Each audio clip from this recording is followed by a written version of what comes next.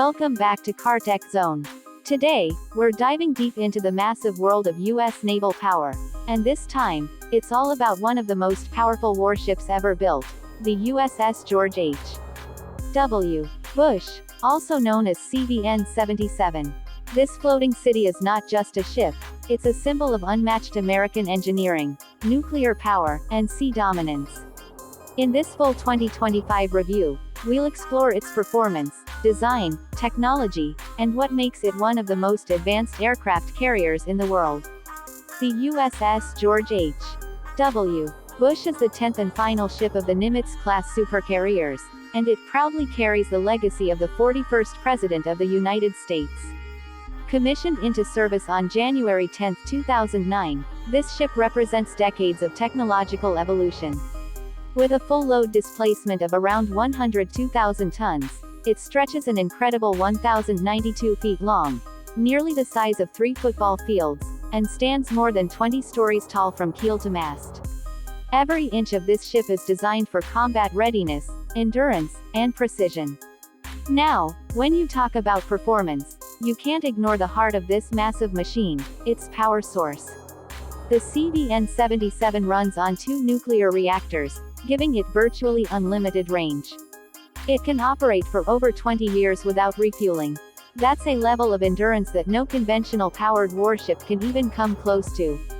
These reactors generate enough electricity to power a city of 100,000 people, running every system on board, from radar arrays and weapon systems to air conditioning and the massive aircraft elevators. The deck of the USS George H.W. Bush is where the action happens. The flight deck spans nearly 4.5 acres and is home to around 70 to 80 aircraft. Most of these are FA-18E/F Super Hornets, E-2D Hawkeyes for early warning, EA-18G Growlers for electronic warfare, and MH-60R and MH-60S Seahawks for search and rescue or anti-submarine missions. This massive air wing gives the carrier the power to strike anywhere on Earth. Whether it's launching precision airstrikes, controlling the skies, or supporting humanitarian operations, this ship can do it all. Each of the 4 catapults on the flight deck can launch an aircraft in just a few seconds, hurling them from 0 to 165 miles per hour in less than 3 seconds. It's raw power and precision working hand in hand. The arresting gear on the opposite end catches landing aircraft with steel cables, stopping them safely on the short deck. It's a breathtaking balance of technology and skill. Pilots call it controlled crash landing. Inside, the USS George H.W. Bush is like a floating city. It carries more than 5,000 sailors and airmen, including pilots, technicians, engineers, and medical staff.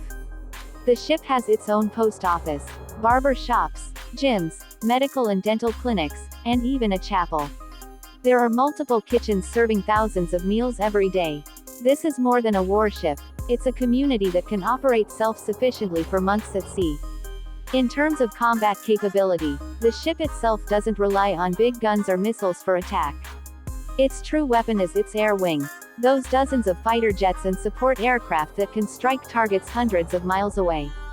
But for defense, the carrier is armed with close-in weapon systems like the Phalanx CIWS, which fires thousands of rounds per minute to intercept incoming missiles. It also has rolling airframe missiles, RAM, and Sea Sparrow missiles for added protection, plus advanced radar and electronic countermeasure systems that make it extremely hard to target. The USS George H.W. Bush represents the peak of the Nimitz-class design, but it also introduced several improvements over its predecessors. It has a redesigned island structure, better radar systems, and upgraded aviation. Fuel storage and distribution. The flight deck layout was optimized to handle more aircraft in a shorter time, improving sortie rates during combat operations. The ship's systems are also more energy efficient, with advanced automation reducing manpower needs compared to earlier carriers. Speaking of automation, the integration of digital technology onboard is massive. Nearly every system is connected through advanced networks allowing real-time data flow between the ship's command centers and aircraft. The ship uses satellite communications, secure data links, and advanced command and control systems that allow it to coordinate with other vessels, submarines, and aircraft over thousands of miles. In simple words, it's the brain of any carrier strike group, the ultimate command hub at sea. Let's talk about performance in operational history. The CVN-77 has already proven itself in multiple missions across the globe. It was deployed in Operation Enduring Freedom and Operation Inherent Resolve, launching airstrikes against terrorist networks in the Middle East. It has also played a key role in peacekeeping missions, humanitarian assistance, and international exercises. This ship is often seen as the U.S. Navy's show of strength. When CVN-77 enters a region, everyone notices. In 2025, the USS George H.W. Bush continues to serve as one of the most vital assets in the U.S. Navy's Atlantic Fleet. Despite newer carriers like the USS Gerald R. Ford, CVN-78, entering service, CVN-77 remains a critical part of global naval operations. The Navy has invested heavily in maintenance and modernization programs to ensure it stays combat-ready through the 2040s. Upgrades include new communication systems, enhanced radar, improved aircraft launch and recovery systems, and even experimental integration with unmanned aircraft. One of the biggest advantages of nuclear-powered carriers like the CVN-77 is their operational flexibility. They can move anywhere in the world's oceans at over 30 knots, roughly 35 miles per hour, without worrying about fuel limitations. They can stay deployed for months, supported only by their supply ships for food and parts. That's what gives the United States unmatched global reach and the ability to project power anywhere, anytime. Now, let's discuss something everyone wonders about: the cost. When the USS George H.W. Bush was built, it cost approximately $6.2 billion. Adjusted for inflation and with the current maintenance and modernization costs in 2025, its overall lifetime value is estimated at around $8 billion. Operating such a massive ship isn't cheap either. The daily operational cost, including crew salaries, fuel for aircraft, supplies, and maintenance, can exceed $6 million per day during active deployment. But for the U.S. Navy, that's the cost of ensuring total dominance at sea. As of 2025, the CVN-77 has received several upgrades that align it with the latest Ford-class technologies. Its systems now include improved radar cross-section reduction, better network integration with F-35C Lightning II fighters, and enhanced energy management systems. While it doesn't yet have the Electromagnetic Aircraft Launch System (EMALS) like the Ford class, its traditional steam catapults are still incredibly reliable and efficient. In terms of performance numbers, the USS George H.W. Bush can carry up to 90 fixed-wing aircraft and helicopters, maintain flight operations for over 12 hours a day, and launch up to 120 sorties per day during combat.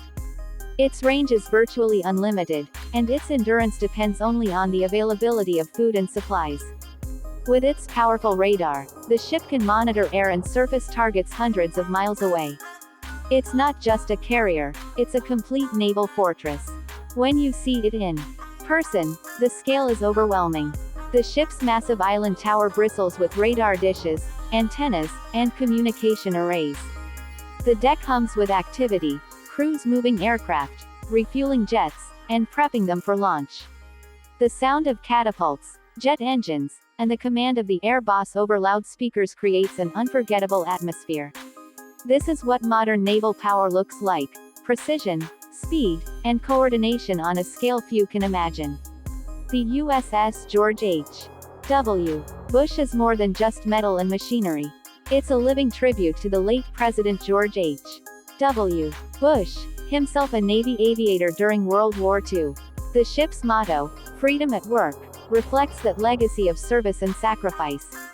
The crew often refers to their vessel not just as a war machine, but as a floating symbol of American resolve. Every sailor on board is part of something larger than themselves, a team dedicated to keeping the seas safe and free. In the current global environment, where tensions are rising in multiple regions, the presence of a carrier like CVN-77 acts as both a deterrent and reassurance.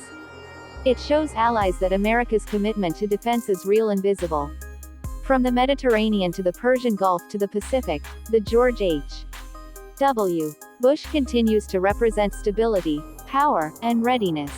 And while the Ford-class may be the future, the Bush is a reminder that the foundation of U.S. naval power is built on decades of engineering excellence. The ship's performance in every mission stands as proof that this supercarrier is still one of the deadliest and most efficient warships afloat.